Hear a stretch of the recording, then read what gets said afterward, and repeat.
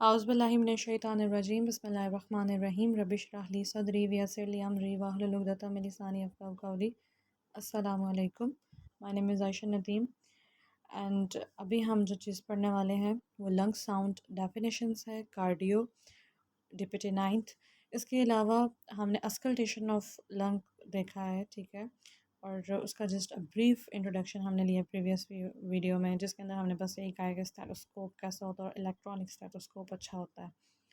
खैर, अभी हम जो मेन बात करने वाले हैं, जो मेन टॉपिक है हमारा, वो लंग साउंड डेफिनेशंस हैं। इसके अंदर हम देखेंगे कि नॉर्मल लंग साउंड्स होती हैं और एबनॉर्मल लंग साउंड्स होती हैं। Disagreement exists regarding the terms used to identify the auscultated lung sounds, क्योंकि हम जो टर्म्स वगैरह यूज़ कर रहे होते हैं कभी कभी उन टर्म्स के लिए मतलब डिसएग्रीमेंट आ जाता है। लेकिन उसने कहा है कि लंग साउंड्स में भी divide in the two types, जो मेजरली वो दो टाइप्स हैं, normal breath sounds and the adventitious breath sounds. जो नॉर्मल है उनका तो चलो ठीक है, नाम हमने कह दिया वो नॉर्मल हैं, लेकिन जो एबनॉर्मल है उनको हमने एडवेंटिशियस ब्रेथ साउंड्स का नाम दे दिया है।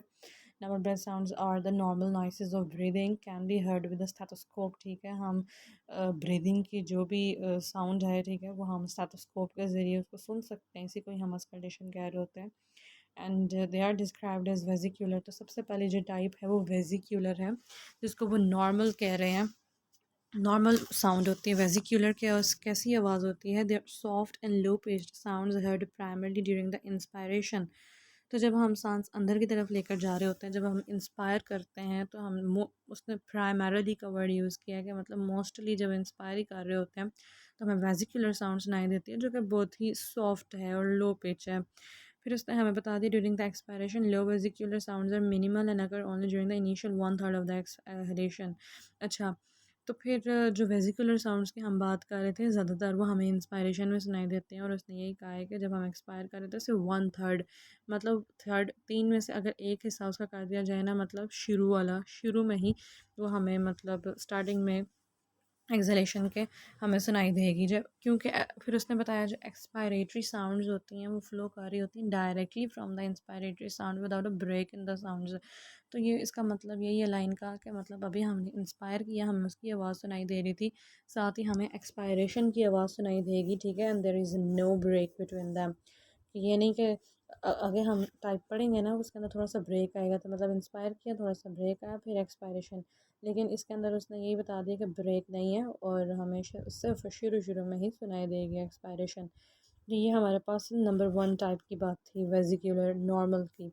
फिर नॉर्मल में आगे जाती है different breath sounds are auscultated with the different portions of the tracheobronchial tree, ठीक है। जो ट्रेकिया है और उससे फिर ब्रोंकाई निकल रहे हैं आगे, तो जो ट्रेकियो ब्रोंकाइल ट्री है अगर उसके ऊपर हम अस्कल्टेशन करेंगे, तो उसने बताया जो ब्रोंकायल ब्रेथ साउंड्स होती हैं ना, अब हमने याद रखना है कि पहले वाली वेजिकुलर थी, दूसरी वाली ब्रोंकायल है, जिसका अगला नाम, दूसरा नाम है जी ट्यूब्यूलर साउंड्स।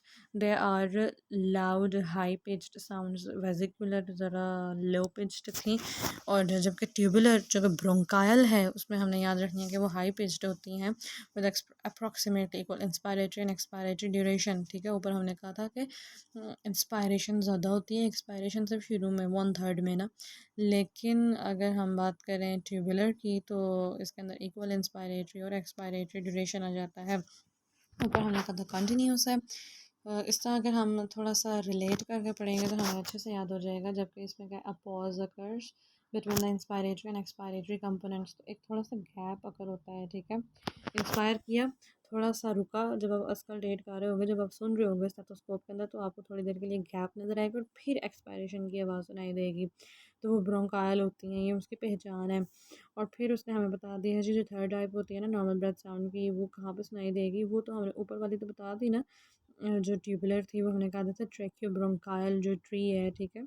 जबकि अगली हम थर्ड टाइप पढ़ रहे हैं, जो कि at the junction of the main stem bronchi with the segmental bronchi. जो मेन स्टेम ब्रोंकाई होता है ना, जहाँ से ब्रोंकाई ने डिवाइड होना होता है ना सेगमेंट्स में, तो उधर मेन स्टेम के ऊपर उसने कहा जो जंक्शन होती है उधर ये सुनाई दे रही होती है। और इसको उसने थर्ड वाली को क्या नाम दे दिया है, ब्रोंको वेजिक्यूलर। पहले वाली सिर्फ वेजिक्यूलर थी, ये ब्रोंको वेजिक्यूलर, दोनों थोड़ी मिलती जुलती हैं। वो भी हमने कहा था सॉफ्ट ही होती है, but differ only in that there continuous between the inspiration and expiration. ये भी उसने यही बता दिया हमें कि कंटिन्यूस ही होती है। तो ये सॉफ्टवेयर वर्जन होता है, लेकिन ये उसने बताया ये software version of bronchial sound होता है, जो ऊपर हमने पढ़ा ना ट्यूबुलर साउंड, ये वो ज़रा लाउड था ना, ये उसी का ही वर्जन है, लेकिन ज़रा ये सॉफ्ट होता है, ठीक है। और ये डिफ़र उसने हमें बता दिया, in that they are continuous. ऊपर वाले में हमने कहा था जो जो सिर्फ ब्रोंकायल थी। आगे हम टेबल भी देखेंगे, तो अभी आप कंसेप्ट थोड़ा सा दिमाग में बिठा लें कि हमने देखा क्या है कि 3 देखी हैं। सबसे पहले वाली हमने कहा था जी नो ब्रेक है, कंटिन्यूस है। ब्रेक अगर है ना तो वो सिर्फ ट्यूबुलर, ये जो लिखी हुई है ना दरमियान में मैंने हाईलाइट किया हुआ रेड से, ट्यूबुलर, जो कि सेकंड में हमने पढ़ी है जो कि ब्रोंकायल, सिर्फ उसके अंदर ब्रेक आ रहा है। फिर तीसरी भी उसने कंटिन्यूस ही कह दिया है, तो ठीक है। वेजिकुलर और ब्रोंको वेजिकुलर दोनों कंटिन्यूस हैं, जो वेजिकुलर वाली हैं। जबकि जो एक है ना ट्यूबुलर, वो उसने कह दिया कि देयर इज़ नो ब्रेक, मतलब there is sorry break, there is a pause. अच्छा, तो फिर उसने हमें बता दिया है जो थर्ड टाइप थी वो मेन स्टेम, जहाँ पे ब्रोंकाया होता है जो कि सेगमेंट्स में डिवाइड हो रहा होता है, उधर होती है। और ब्रोंको जो वेजिकुलर होती है ना साउंड, वो सॉफ्ट होती है ज़रा और कंटिन्यूस होती है, भी हमने बता दिया। और फिर पोस्टीरियरली ब्रोंको वेजिकुलर साउंड्स और normally herb on between the scapula. अगर हम पोस्टीरियरली देखेंगे ब्रोंको वेजिकुलर की, तो ये हमसे हमसे ये पूछा जा सकता है कि ब्रोंको वेजिकुलर है या फिर ब्रोंकायल है या फिर सिर्फ वेजिकुलर है, तो हमने कहा ना ब्रोंको वेजिकुलर, जिसकी बिटवीन द स्कैपुला हम सुन सकते हैं। एंड टेबल हम देखेंगे जो कि हमें एरर्स बता देता है। ये फटाफट से, ये छोटा सा चीज़ है, छोटी सी चीज़ है कि कुछ एरर्स आ जाते हैं जी एस्कल्टेशन के, जो हमने अवॉइड करने होते हैं जी। एरर नंबर 1 है कि listening to the breath sound through the patient's gown, जो भी उसने गाउन पहना हुआ है हम उसके थ्रू जब सुनते हैं ना, तो फिर ना एरर्स आते हैं, हमें बिल्कुल एग्जैक्ट वॉइस नहीं आती। तो उसने यही हमें करेक्ट बता दिया। Placing the bell of the diaphragm directly against the chest wall, तो जो डायफ्राम होता है वो हमें डायरेक्टली चेस्ट वॉल में ही प्लेस करना होता है। फिर उसके बाद उसने हमें बता दिया allowing tubing to rub against bed rails और patients gown, this is an error, कि जो ट्यूबिंग है वो रगड़ खाई जा रही है जी, उसकी बेड रेल्स के साथ वो जाकर टकरा रही है या उसके गाउन के साथ लग रही है, तो this is a very bad technique, this is an error.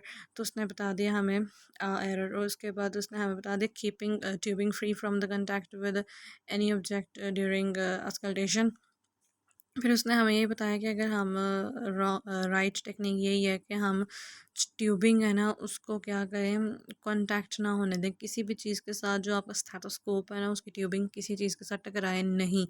फिर उसने अगला एरर बता दिया attempting to auscultate in a noisy room, अगर कोई बंदा नॉइसी रूम के अंदर सब टीवी देख रहे हैं, मतलब ठीक है रूम में इतना शोर है और आप उधर भाई सुनते हैं जी आवाज़ें, this is very nonsense technique, okay. Turning the television off और रेडियो ऑफ, तो ये ठीक हो जाएगा। फिर interpreting chest hair sounds as adventitious lung sounds, wrong technique ये है कि कभी कभी ऐसा होता है जो चेस्ट हेयर होते हैं ना, तो जब हम डायफ्राम ऊपर मतलब मूव कर रहे होते हैं तो चेस्ट हेयर की भी आवाज़ आती है, रगड़ लगती है ना, फ्रिक्शन होती है उधर भी, ठीक है।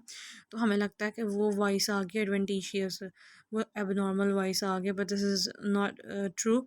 हमने क्या करना है, wetting chest hair before auscultation if thick, अगर ठीक है मेल्स के अंदर अगर थिक हेयर है तो क्या करना है, हमने उसको वेट कर लेना है और फिर स्कल्टेट कर लेना है। और फिर आखिरी टेक्निक उसने बता दिया स्कल्टेटिंग ओनली द कन्वीनियंट एरियाज़, ये भी एक रॉन्ग टेक्निक है, एरर है कि सिर्फ जहाँ पे हमें कन्वीनियंट लगता है ना हम उधर से आवाज़ सुन के कहते हैं जी ये मसला हो रहा है, ये नहीं है। तो हमने उसको कहना है asking alert patient to sit up, हमने उसको बिठाना है पहले, फिर rolling the comatose patient on to the side to auscultate posterior lobes. लेकिन अगर कोई बंदा कोमा में गया हुआ है, कोमाटोज पेशेंट है, तो फिर उसको हमने क्या कहना है जी, उसको हमने खुद थोड़ा सा ना साइड पे टर्न आउट करना है और फिर उसकी पोस्टीरियर लोब हमने फिर एस्कल्टेट कर लेनी है, क्योंकि वो खुद तो नहीं हो पाएगा, लेकिन हमने ये करेक्ट टेक्निक यही है। क्लिनिकल टिप उन्होंने हमें दे दी है, फटाफट से ये देख लेते हैं और फिर हम नॉर्मल की थोड़ी सी और बात करके एब नॉर्मल पे आएंगे और हमारा टॉपिक ख़त्म हो जाएगा। फिर क्लिनिकल टिप में उसने बताया to understand what are the bronchial breath sounds, take your stethoscope and listen to the breathing over the interior. अच्छा, अगर हम चाहते हैं ब्रोंकायल साउंड्स को सुनना तो स्टेथोस्कोप उसने कहा आपके पास होना चाहिए। और अब आपने सुनना किधर है, एंटीरियर चेस्ट जो होता है ना, right near the trachea over the sternum, ये हमारा स्टर्नम है और उधर करके हमारा ट्रैकिया होता है, ठीक है, near the trachea over the sternum. उसने कहा नियर द स्टर्नम नॉच, ये अगर आप नॉच देखो तो स्टर्नम वाले रीजन में ऊपर करके ना आपकी एक घड़ा सा है, एक नॉच होती है, तो उधर उसने क्या उधर करके आपने सुनना, नियर द स्टर्नल नॉच, ठीक है। तो उधर आवाज़ सुनेंगे। जो ब्रेथ साउंड्स अगर हमने इधर सुनी ना, तो इधर हमें बड़ी ऊंची आवाज़ सुनाई देगी। Then listening to the breathing posteriorly at the bottom most part of the lungs. एक उसने कह दिया कि स्टर्नल नॉच के पास सुननी है, दूसरा उसने कह दिया जो पीछे करके ना पोस्टीरियरली, ठीक है, कमर वाली साइड से उसने कहा है कि जो बॉटम मोस्ट पार्ट होगा ना लंग का, आपने वो सुन लेना। If the sounds heard anteriorly near the sternal notch are found posteriorly in any segment of the lungs, उसने फिर आगे बता दिया जो आवाज़ हमें स्टर्नल नॉच के पास आ रही थी, ठीक है, उधर आएगी तो वो नॉर्मल है।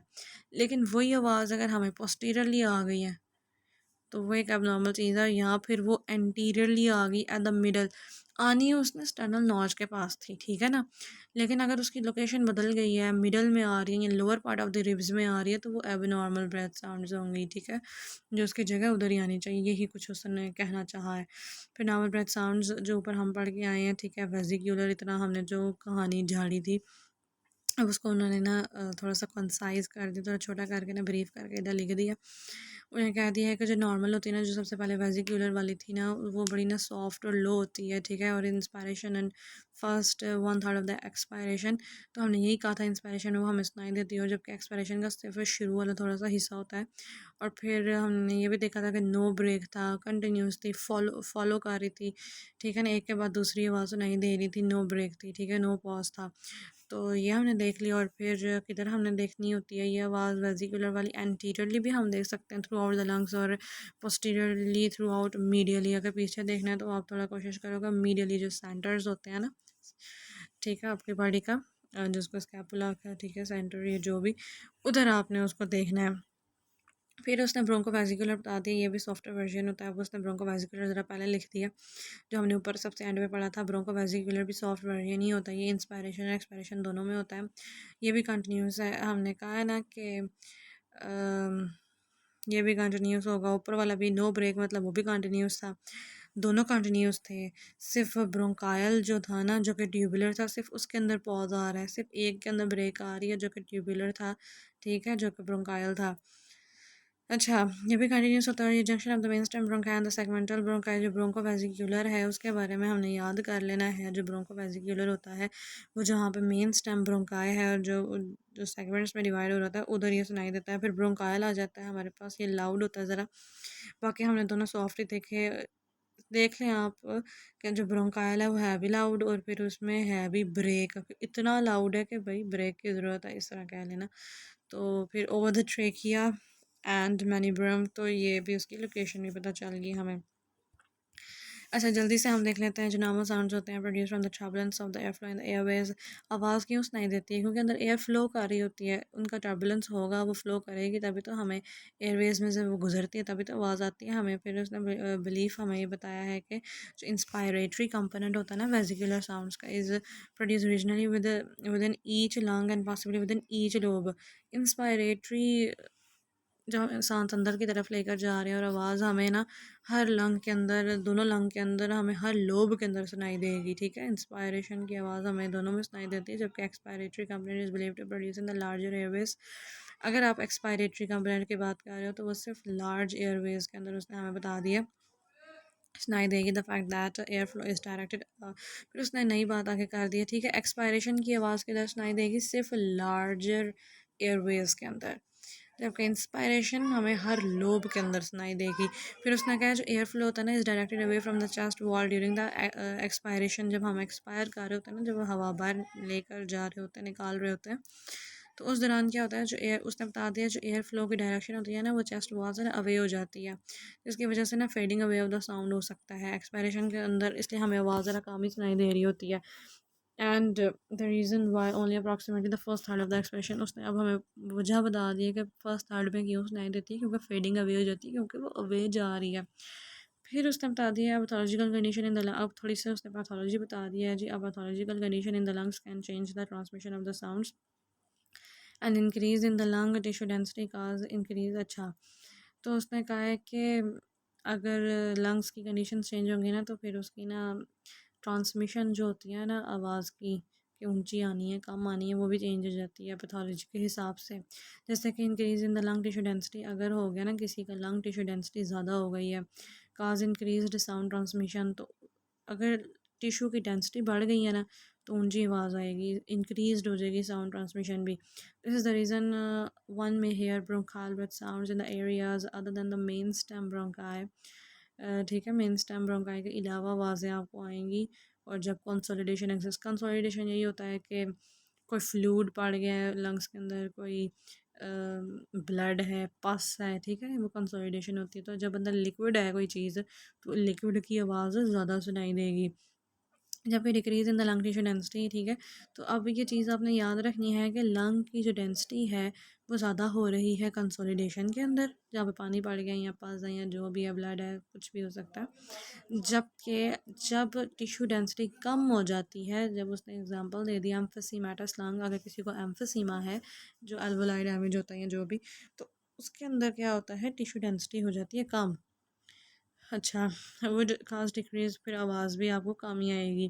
जो decrease sound transmission also occur if only the shallow breaths, तो आपको आवाज़ तब भी कम आएगी जब बंदा इतना गहरा सांस कोई नहीं ले रहा, हल्का सा सांस ले रहा है तो आवाज़ कम ही आएगी। या फिर डिस्टेंस ज़्यादा है जी स्टेथोस्कोप का और एयरवे के दौरान ना, जो आपका अंदर एयरवे और स्टेथोस्कोप, क्योंकि आप मोटे हो सकते हो या फिर फ्लूरल इफ्यूजन हो सकती है, लंग्स के अंदर कोई इफ्यूजन हुई हुई है तो वो एक ब्लॉकेज काज कर रही है।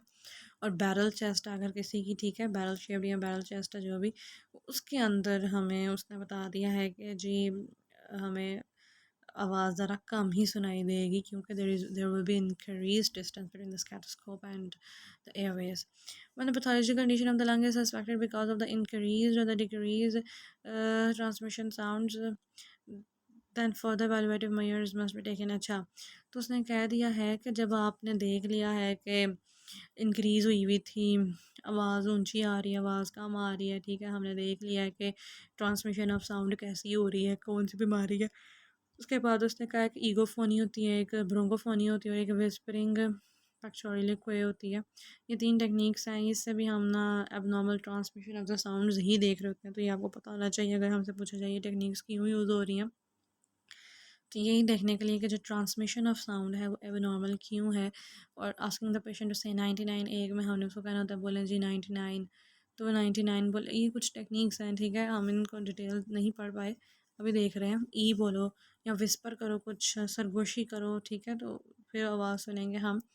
तो डेट इम्प्लाइड अब नॉर्मली ट्रांसमिट। अब ईगोफोनी के बारे में उसने बता दिया कि egophony is demonstrated when the patient is asked to say E allowed, उसको कहीं बोलो ई, तो फिर लेकिन आपको जो आवाज़ आएगी वो चेस्ट के ऊपर वो एक ही आएगी, ठीक है। तो ये ईगोफोनी हमने ई फॉर ईगोफोनी और ई ही बोलना है आपने, और जो कि ए सुनाई दे रहे हैं। तो फिर ब्रोंकोफोनी में when patient is asked to say 99 and the words are stated clearly over the entire chest, फिर ये वर्ड्स बिल्कुल ठीक सुनाई देंगे, ठीक है, चेस्ट के ऊपर। और विस्परिंग पैक्टोरियल में क्या होता है, ऑब्वियसली नाम शो करेगा, आपको विस्पर करना पड़ेगा, पेशेंट को आपने कहना है विस्पर करो, थोड़ा सा सरगोशी करो, and the words are clearly and distinctly heard over the stethoscope। फिर जो वो कुछ भी विस्पर कर रहा होएगा तो वो आपको आवाज़ नहीं देगी, ठीक है। तो relative strengths of the each sounds escalated when using these techniques suggest the degree of the, मतलब जिस तरह की आवाज़ होगी उतना पता चल जाएगा कि इतनी कंसोलिडेशन, जितनी ज़्यादा कंसोलिडेशन होगी उतनी ऊंची आवाज़ आ रही है। इसी तरह जितनी हाइपर इन्फ्लेशन हुई हुई है उतनी कम आवाज़ आएगी। उसने आखिरी दो लाइनों में बता दिया ना कि stronger louder sounds are heard in the consolidation pathology. अगर किसी को कंसोलिडेटिव पैथोलॉजी है तो ऊंची आवाज़ सुनाई देगी। अगर किसी को हाइपर इन्फ्लेशन है ना, हाइपर का मतलब होता है ज़्यादा इन्फ्लेशन, मतलब ज़्यादा एयर जमा हो गई है, अगर एयर उधर लिक्विड की आवाज़ आंदा थी, एयर ज़्यादा जमा हो गई तो फिर आवाज़ कम ही आनी है, ठीक है। अब हमारे पास आखिरी हेडिंग आ जाती है, मतलब आखिरी हेडिंग के अंदर हम तीन कैटेगरीज बस फटाफट से देख लेते हैं। एडवेंटिशियस लंग साउंड्स होती हैं जो कि एबनॉर्मल होती हैं, तो इसके बारे में लिखा हुआ है कि ये भी हम स्टेथोस्कोप से ही देखते हैं और इनकी दो कैटेगरीज होती हैं। अब एडवेंटिशियस के अंदर भी ना अब उसने दो कैटेगरीज कर दी हैं। एक होती है कंटिन्यूस, जो आपको कंटिन्यूसली आती जाएगी, हम देखेंगे वो हमने किस ये वीजीज में नज़र आ रहा है, वो कंटिन्यूस होती है, ठीक है। और एक होती है डिसकंटिन्यूस, ज़रा ना कट कट के आती है, वो आई थिंक सो क्रैकल्स होते हैं, हाँ जी। तो कंटिन्यूस में हमने वीजेस कह दिया, डिसकंटिन्यूस में हमने क्रैकल्स कह दिया है। American thoracic society and American college of chest physicians, American thoracic society को ATS लिख दिया और American college of the chest physicians को ACCP कह दिया। अच्छा जी, तो इससे हमें पता चलता है, और जो HOC सब कमेटी थी पल्मोनरी नोमेनक्लेचर के ऊपर उसने क्या क्लैरिफाई किया है जी। कंटिन्यूस साउंड्स जो होती हैं ना वो वीजेस होती हैं, और वीजेस को शुरू में पहले क्या कहा जाता था, रोंकाई कहा जाता था। ये हमने याद रखना है कि वीजेस का पहला क्या नाम था, रोंकाई, और जो डिसकंटिन्यूस होती हैं वो क्रैकल्स होते हैं, और उसका नाम था रेल्स। तो हमने देख लिया कि जो हमारे पास वीजेस हैं वो रोंकाई हैं, और जो क्रैकल्स हैं वो रेल्स थे। वीजेस के बारे में थोड़ा सा देख लेते हैं। ये कंटिन्यूस होती हैं, एडवेंटिशियस लंग साउंड्स। अब नॉर्मल साउंड को हमने वीजेस का नाम दे दिया। अगर किसी की वीजी ज़्यादा सीटियाँ से आ रही हैं आवाज़, तो it's an abnormal thing with a constant pitch and varying duration. तो ये हमें याद रखनी है कि वीजेस की जो पिच होती है वो कांस्टेंट होती है, ना उसने लो का है ना हाई का है, उसने कांस्टेंट।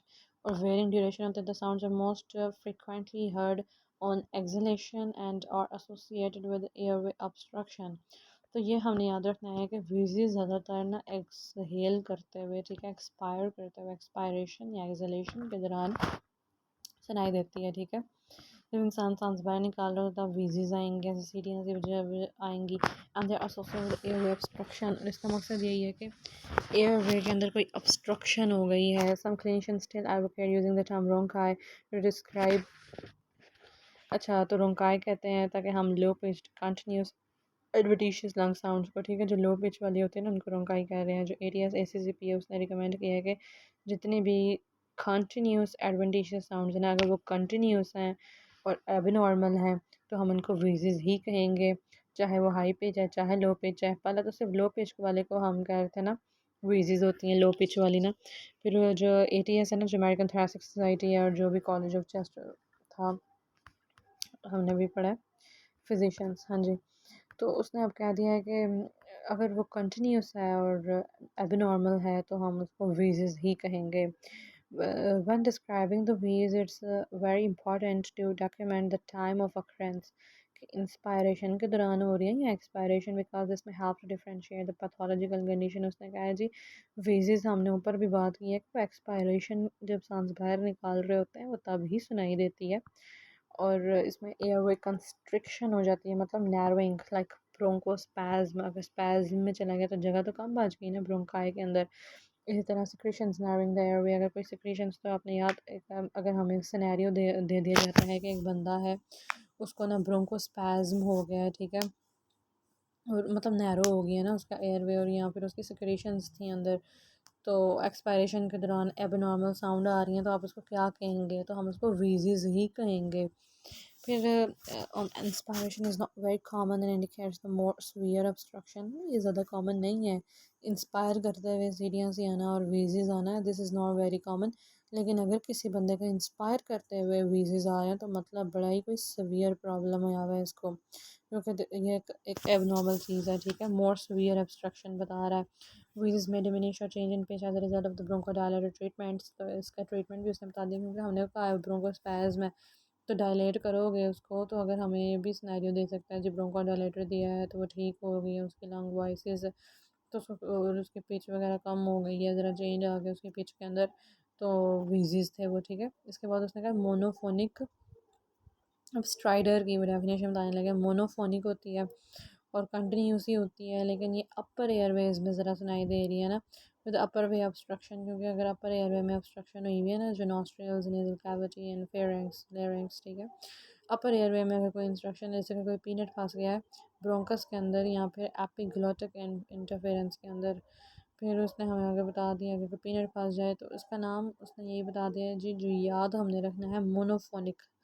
एक ही आवाज़ आपको सुनाई देगी लेकिन वो कंटिन्यूस होगी और वो कंटिन्यूस एडवेंटिशियस होगी, ठीक है। तो अपर एयरवे में होगी तो उसने स्ट्राइडर का नाम दे दिया है। डिफर्स फ्रॉम द नॉर्मल वीज in intensity in the pitch. तो स्ट्राइडर क्या होता है, ज़रा होता तो अब नॉर्मली है लेकिन कंटिन्यूस ही है, जिस तरह वीजेस कंटिन्यूस होती हैं ये भी कंटिन्यूस ही है, उसका ही बहन है, लेकिन पिच शिच ज़रा उसकी डिफरेंट है, इंटेंसिटी डिफरेंट है। क्रैकल्स हो जाते हैं, और फिर हमारे पास pleural drop will be the last heading है। Crackles are discontinuous, adventitious lung sounds that sound like a brief burst of the popping bubbles। तो crackles क्या होते हैं जी, ये discontinuous होती हैं जी, adventitious lung sounds होती हैं, ठीक है। ये discontinuous हैं, ऊपर हमने कहा था ऊपर वाली continuous थी, जबकि crackles क्या होते हैं, discontinuous होते हैं, और that sound like brief bursts of popping bubbles। तो इसकी definition यही है कि ब्रीफ मतलब थोड़े अरसे के लिए ऐसे बस्ट हो रहा था, ऐसे जैसे कि बबल्स नहीं पॉप अप कर रहे होते हैं। कोई नई चीज़ आप ले लो, फ्रिज ले लो, और उसके ऊपर जो कवर चढ़ा होता है वो पॉपिंग बबल्स ही होते हैं ना, टिक टिक टिक टिक आवाज़ आती है। इसी तरह क्रैकल्स भी वही हैं, brief cast of the popping bubbles. Crackles are more commonly heard during inspiration. तो ये याद रखना है, वीजेस हम कहते हैं जब सांस बाहर निकाल रहे होते हैं ना, तो तब वीजीज आ रही थी। लेकिन जब सांस हम इंस्पायर कर रहे हैं, अंदर लेकर जा रहे हैं, तो क्रैकल्स तब होते हैं। May be associated with restrictive. ऊपर हमने कहा था ना कंस्ट्रिक्शन हो गई, ये नैरो हो गया, इधर उसने रिस्ट्रिक्शन और obstruction की बात की है, ठीक है, obstructive disorders because they may be produced by the several mechanisms। अच्छा जी, तो क्रैकल्स रिस्ट्रिक्टिव की भी प्रॉब्लम्स में आ सकते हैं और ऑब्स्ट्रक्टिव में भी। इसके बाद उसने बता दिया जिनमें result from sudden opening of the closed airway. होता क्या है, अब इसका आपने क्रैकल्स क्यों सुनाई देते हैं कि जो एयरवे बंद हुआ हुआ था, ठीक है, किसी का ना एयरवे खराब हुआ हुआ था, बंद हुआ हुआ था, अचानक वो ओपन हो गया तो क्रैकल सुनाई देगा। और the result of the moment of the secretion during the inspiration and expiration. या फिर कोई सिक्रेशन मूव कर रही होगी, आपने सांस ले रहे हो और अंदर कोई गड़गड़ की आवाज़ आ रही है, कोई सिक्रेशन मूव कर रही है, तो इसको रेल्स भी कहते हैं कुछ साइंटिस्ट, और क्रैकल्स को, ठीक है, लेकिन अब हम इनको ज़्यादातर क्रैकल्स ही कहते हैं।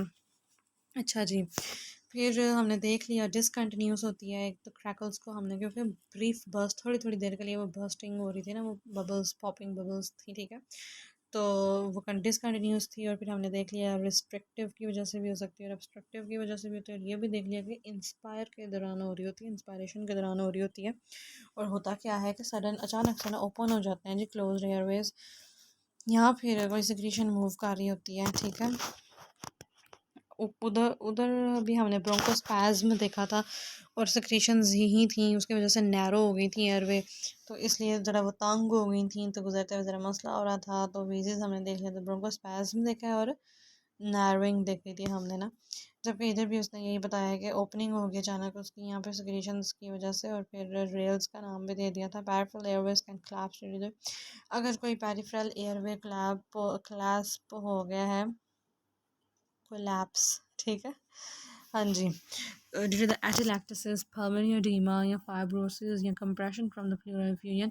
तो मतलब ये उसने कुछ डिजीज़ के, बीमारियों के नाम बता दिए कि अगर किसी को एटिलैक्टोसिस हुआ या कोई लंग्स के अंदर एडीमा हो गया या कोई फाइब्रोसिस था या कोई कंप्रेशन पड़ रही थी उसको एफ्यूजन की वजह से, ये नाम लेकर उसने बता दिया एटिलैक्टोसिस, एडीमा, शडीमा, फाइब्रोसिस एंड, ठीक है। तो इसके अंदर क्या होगा जी, crackles are associated with pathological conditions are in the latter half of the inspiration. तो इस केस में क्या होगा, इन कंडीशंस में उसने हमें बता दिया है, जो इंस्पायरेशन का लेटर हाफ होता है ना, शुरू में आप सांस ले रहे तब नहीं क्रैकल्स आ रहे, जब इंस्पायरेशन का ख़त्म होने लगी ना आपकी सांस अंदर लेने वाला प्रोसेस, तो तब आपको सुनाई देगा एटिलैक्टोसिस एंड एडीमा एंड फाइब्रोसिस में, ठीक है, प्लूरल फ्यूजन की कंप्रेशन के। जबकि क्रैकल्स अगर अर्ली हाफ में अगर आपको सुनाई दे रहे हैं ना, तो वो एक्चुअली हो क्या रहा है, there is a popping open of more proximal airways. तो ये उसने वजह हमें बता दिया कि अगर किसी बंदे का जो प्रॉक्सिमल एयरवे था वो ओपन हो गया अचानक, तो फिर आपको क्रैकल्स शुरू में ही सुनाई दिए जाएंगे। फिर clear of proximal airways may result from the weakening of the bronchial and bronchial support structures as occur in the later stages of the COPD, ठीक है, such as the bronchitis and emphysema। तो emphysema और bronchitis क्या है, ये COPD है, ये chronic obstructive diseases है ना। bronchitis में भी obstruction हो जाती है, inflammation जो हुई, और emphysema में भी ना। तो इसके अंदर क्या होता है जी, there is closure of the proximal airways. आपने याद रखना है कि इसके अंदर जो एयरवेज होते हैं ना बेचारे कोपिड में, ठीक है ना, COPD के अंदर एयरवेज हो जाते हैं बंद। क्यों? क्योंकि वीकनिंग जो हो जाती है, ब्रोंकायल जो सपोर्ट स्ट्रक्चर्स थे जिसने सपोर्ट करना था ब्रोंकाय को, तो वो तो अब वीक हो गए हैं, ठीक है ना, ब्रोंक्यूलर सपोर्ट स्ट्रक्चर्स, इसलिए। फिर उसने कह दिया जी द क्रैक, तो ये एम्फोसीमा के अंदर अगर पूछा जाए कि एम्फोसीमा के अंदर जो एयरवेज थे वो ओपन होंगे या क्लोज, तो ऑब्वियसली वो क्लोज हो रहे हैं। अच्छा जी, crackles due to the movement of the fluid और the secretions are low pitched. अगर क्रैकल ऊपर उसका वजह बताइए कि क्रैकल आ रहे थे जी, एडीमा, फाइब्रोसिस, बीमारियों के नाम बता दिए थे उसने ना। लेकिन अगर क्रैकल्स सिक्रेशन की वजह से आ रहे हैं due to the movement of the fluid और the secretions within the lungs, तो उसको हम लो पिच्ड भी कह रहे हैं, और वो हमें दोनों जगह सुनाई दे सकते हैं। हमने अभी बात की थी कि क्रैकल्स सिर्फ हमें ज़्यादातर इंस्पायरेशन के दौरान होते हैं ना, लेकिन जो क्रैकल्स फ्लूइड सिक्रीशन की वजह से है ना, वो हमें इंस्पायरेशन में भी सुनाई देंगे और एक्सपायरेशन में भी, क्योंकि वो सिक्रीशन की वजह से आ रहे हैं। आखिरी हेडिंग हम पढ़ने वाले हैं प्लूरल रब। नाम ही हमें पता चल रहा है कि प्लूरल कैविटी होती है लंग्स की, जो प्लूरा होता है, ठीक है, जो मेम्ब्रेन्स होती हैं उनके दरमियान एक कैविटी होती है प्लूरा। तो अगर उधर रब है या जो भी उधर फ्रिक्शन है, abnormal sound that should be checked by the auscultation in the lower lateral chest areas. अच्छा, ये भी एक एबनॉर्मल साउंड है जो कि स्कल्टेट की जा रही होती है लोअर लैटरल चेस्ट एरियाज में। लोअर भी कह रहे हैं और साथ में लैटरल जो बाहर वाले, ठीक है ना, चेस्ट एरियाज है, बोथ राइट और लेफ्ट में हम देख रहे होते हैं प्लूरल फ्रिक्शन होती है, विच में भी an indication of the pleural inflammation. अगर कोई फ्रिक्शन लग रही है तो मतलब उधर इन्फ्लेमेशन हुई है, प्लूराइटिस जिसको हम कह सकते हैं। The pleural rub sounds like two pieces of the leather और the sandpaper rubbing together. उसमें हम बता दें कि कैसी आवाज़ होती है जी, जैसे कि लेदर को रगड़ लग रही है, रब कर रहे हैं, या फिर कोई सैंड पेपर था, ठीक है, उसको हम कर रहे थे। It occurs with each inspiration and expiration. तो प्लूरल रब उसने बता दिया है कि इंस्पायरेशन में भी होती है और एक्सपायरेशन में भी होती है। Evaluation of the breath sounds, उसने कहा जब आपने इवैल्यूएशन करनी है ना ब्रेथ साउंड्स की एक्सकल्टेशन करते हुए, तो वह सिस्टमेटिक होनी चाहिए, एक सिस्टम के तहत होनी चाहिए, तरतीब से। Beginning with initial description as, मतलब आप इवैल्यूएशन कर रहे हो तो सबसे पहले आपने नॉर्मल देखनी है अंदर, ठीक है ना, देखना है कि वेजिक्यूलर है या फिर ये ब्रोंको वेजिक्यूलर है, ब्रोंकायल है या डिमिनिश हो गई या एब्सेंट आवाज़ with bronchial and bronchovesicular sounds found in peripheral lung tissue. अच्छा, फिर इसने लिख दिया है जी with bronchial and bronchovesicular sounds. जो ब्रोंकायल साउंड्स हैं या फिर जो ब्रोंको वेजिकुलर साउंड्स हैं ना, अगर वो पेरिफेरल लंग टिश्यू में सुनाई दे रहे हैं तो फर्दर डेफिनेटिव टेक्निक्स, तो फिर उसके लिए आपको ना ईगोफोनी करना पड़ेगा, ठीक है। अगर आपको ब्रोंकायल आवाज़ सुनाई देगी या ब्रोंको वेजिकुलर, वो भी पेरिफेरी वाले लंग टिश्यूज में, जो साइडों वाला लंग्स का टिश्यू था, उधर अगर आपको सुनाई दे रही है ना, तो फिर आपको ईगोफोनी भी करनी पड़ जाती है। हमने कहा था ना ईगोफोनी, ये तीनों चीज़ें हम क्यों कर रहे होते हैं, ट्रांसमिशन ऑफ साउंड को देखने के लिए, अब normal transmission of the lung sounds के लिए है। तो अगर ब्रोंकाइल्स आवाज़ सुनाई दी है तो हमने ईगोफोनी, ब्रोंकोफोनी या फिर विस्परिंग बैक्टीरियल लिक्विड करनी है। और if adventitious are heard they first must be defined as, अगर आपको एब नॉर्मल सुनाई दे दी ना, वो नॉर्मल में हमने पढ़ा था ईगोफोनी, ठीक है, नॉर्मल है। लेकिन अगर एब नॉर्मल है तो फिर देखना है कि वो कंटिन्यूस है या डिसकंटिन्यूस है। इसकी डिस्टिंक्शन के बाद, ये बताने के बाद कि लगातार आ रही है, यहाँ पे रुक रुक के आ रही है, ये बताने के बाद हमने उसके पीछे देख लेनी है, उसकी इंटेंसिटी देख लेनी है। Actually I am tired, so that's why my uttering of words is so different, pronunciation ज़रा ऐसी हो गई है, खैर कोई बात नहीं। तो हमें देख लेना है कि पिच कैसी है, इंटेंसिटी कैसी है, ड्यूरेशन कैसी है, end portion of the respiratory cycle, कि किस पोर्शन में आपको आवाज़ सुनाई दे रही है। इंस्पायरेशन, ये पोर्शन ही होता है ना साइकिल का, इंस्पायरेशन के दौरान या एक्सपायरेशन के दौरान। तो हमने ये सारी चीज़ें देखनी है। पहले हमने कंटिन्यूस डिसकंटिन्यूस देख लेना है, फिर पिच शिच बता देनी है। अच्छा जी, on completion of the auscultatory assessment the therapist can interpret the sounds with regard to word they may indicate. अच्छा जी, तो जब हम कंप्लीट कर लेंगे स्केलेटेशन, थेरेपिस्ट फिर उसको नाम दे देगा कि उसका क्या मसला था। टेबल 16.8 हमने नहीं किया, आई थिंक सो। चलें, अच्छा हो गया मैंने इस पर क्लिक किया तो ये टेबल आ गया, ये मैंने याद नहीं किया था। चलें ठीक है, पढ़ लेते हैं हम। तो कंटिन्यूस हमने कहा है कि जी एडवेंटिशियस भी हमने ऊपर दूसरी साउंड्स भी पढ़ी थी ना, वेजिक्यूलर, ब्रोंको वेजिक्यूलर और ब्रोंकायल का एक टेबल देखा था। अब उसने ना इसका भी टेबल हमें दे दिया है। कंटिन्यूस को उसने हमें कह दिया वीजीज, जो वीजीज होते हैं, वीजीज का नाम भी याद कर लें, रोंकाय था। ये बस रटा ही है ना, एमसीक्यू में आ जाए तो फिर हम भूल जाते हैं जी रोंकाय किसको नाम दिया था, तो रोंकाय वीजीज को नाम दे रहे हैं हम, और वो कंटिन्यूस होती हैं। और frequently on expiration and can be on, हमने ये बातें याद रख लेनी है, उसने एक जगह करके लिख दी है। जब एक्सपायरेशन कर रहे होते हैं ना, किसी तरह कंसेप्ट बना लें, जब बंदा एक्सपायर कर रहा होता है, एक्सपायरेशन कर रहा होता है, तो उस दौरान सुनाई दे रही होती है, लेकिन ये इंस्पायरेशन में भी हो सकती है अगर स्वेयर ऑब्स्ट्रक्शन हो। अच्छा, कॉज उसने बता दिया एयरवे ऑब्स्ट्रक्शन, हमने बात की थी, ऑब्स्ट्रक्शन थी, ठीक है, या कंस्ट्रक्शन थी। फिर उसने बताया हाई या लो पिच भी हो सकती है वीजेस। और फिर कॉजेज उसने बता दिया, ब्रोंकोस्पैज्म हम पढ़ के आए हैं, जिस स्पैज्म या सिक्रेशन की वजह से नैरो हो गया था। फिर डिसकंटिन्यूस, अगर हमने देखा है कि अब नॉर्मल साउंड है और वो ज़रा डिसकंटिन्यूस है, तो फिर हमने कह दिया अगर डिसकंटिन्यूस है तो क्रैकल्स का नाम दे दिया, और उसको रेल्स भी कहते हैं। वो कॉमन इंस्पायरेशन, ज़्यादातर हम इंस्पायर कर रहे होते हैं तभी हमें क्रैकल सुनाई देते हैं। वीजेस हमने याद रख लिया, एक्सपायरेशन है तो क्रैकल्स इंस्पायरेशन में, और फिर ऊपर हमने बता दिया एयर ऑब्स्ट्रक्शन का, इधर उसने बता दिया रिस्ट्रिक्टिव और obstructive disease such as opening of the closed airways. ठीक है, अचानक को कोई क्लोज एयरवे ओपन हो गया तो क्रैकल सुनाई देगा। ये मूवमेंट ऑफ द सिक्रीशन हो रही है during the inspiration and expiration, या कोई सिक्रीशंस मूव कर रही थी, सिक्रीशंस मूव करने से भी क्रैकल सुनाई देंगे। अच्छा जी, ऊपर हमने कहा है कि वीजेस हाई पिच होते हैं, वीजेस लो पिच होते हैं, लेकिन इसमें बबल्स नहीं हैं तो बबल्स बर्स्टिंग की आवाज़ आती है। और फिर हमने बीमारियां कुछ देखी थी, एंटीलैक्टिसिस देखा था, हमने कहा था ये कुछ पैथोलॉजीज थी, pulmonary oedema, fibrosis, pleurification, pneumonia, CHF, congestive heart failure भी उन्होंने लिख दिया, निमोनिया भी लिख दिया। तो इनके अंदर उसने हमें बता दिए हैं कि हमें सुनाई देंगी। ठीक है, और वो भी later half of the inspiration के अंदर। ठीक है, ये देखने वाली थी कि लेटर हाफ में सुनाई देंगे। अच्छा जी, फिर उसने हमें बता दिया है, रब की बात कर लेते हैं। वो अब कंटिन्यूस भी हो सकता है, वो डिसकंटिन्यूस भी हो सकता है, इंस्पिरेशन और एक्सपिरेशन दोनों के अंदर। क्योंकि अब हमने प्लूरल रब कह दिया, अब हमने इंस्पिरेशन कह रहे थे तो क्रैकल्स कह रहे थे हम, और क्रैकल्स वर डिसकंटिन्यूस, तो इस तरह अब हमने दोनों ही इसके अंदर रेंज दे दिया। प्लूरल इन्फ्लेमेशन इसकी वजह होती है, रबिंग ऑफ द लेदर और द सैंड पेपर टुगेदर, और कॉजेज उसने हमें नहीं बताई। तो that's the end of our topic. अल्हम्दुलिल्लाह we have done it. And अपनी दुआओं में, अपनी खास नेक दुआओं में मुझे याद रखें, और अल्लाह हम सबको कामयाब करे। Thank you so much. अल्लाह हाफिज़।